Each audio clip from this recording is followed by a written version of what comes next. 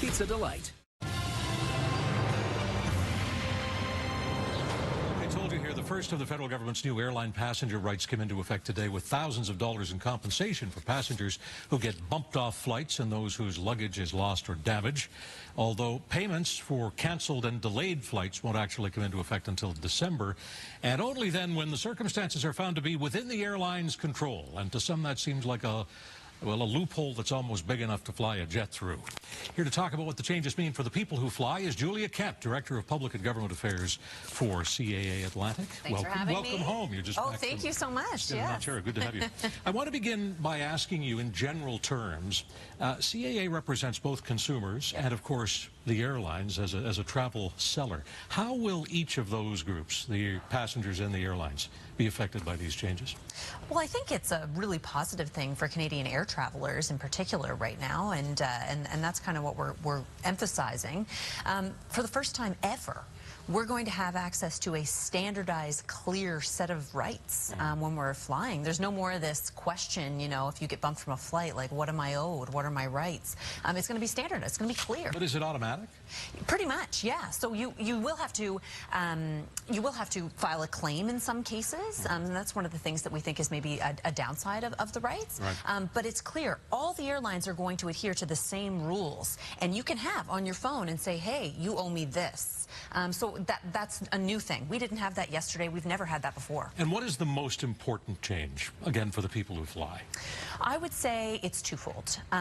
First of all, it's having that clear, standardized rights that we actually know what we're entitled to. And second of all, I would say it's the cash compensation. This is something that we haven't seen in the EU or in the US.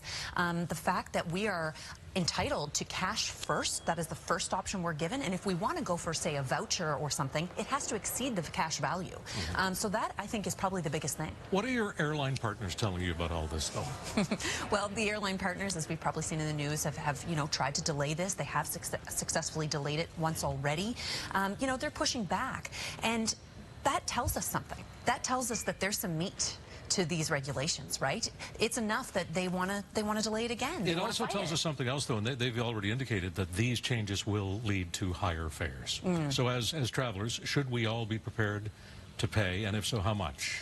Well, these changes? CAA polling shows that 91% of Canadians wanted this. They want some sort of consumer code. But they don't want to pay more, though. No, they don't. However, 91%, that's a big number. I mean, 85% think that where an airline is at fault, that they are owed something, right? Sure. So you can't have your cake and eat it too, right? So, it's always a give and take. And in general, we're super happy with this because we think it's going to lead to more happier air travelers. But I guess, Ms. Kent, the concern is that maybe the money's only going to be moved from one pocket or purse into another. That if we have to pay more for fares to get compensation, that maybe in the end it's not worth it.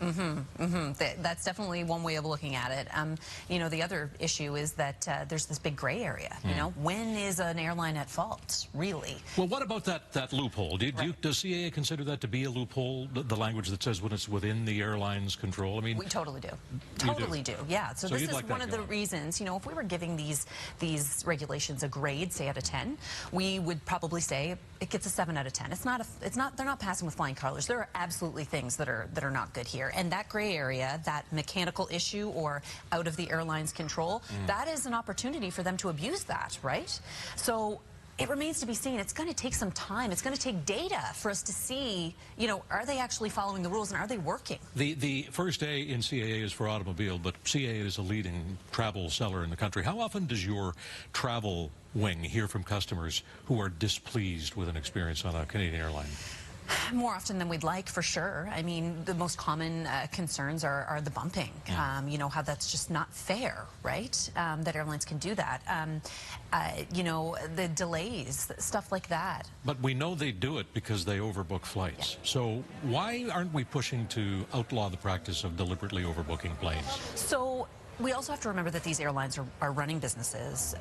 They're trying to make money as well, and we have to understand and be reasonable in various situations. And CAA has been lobbying the federal government for more than 3 years on this, and we have looked at a lot of different things, and we've pushed for things we haven't gotten. Right. You know, it would be lovely if overbooking didn't exist, but in terms of how the airlines run their businesses, that's just not feasible for them. But going forward, is it your understanding, Ms. Kent, that if you are bumped because of overbooking, it's going to be just an instant refund? And pretty much, yeah, within 48 hours. Yeah.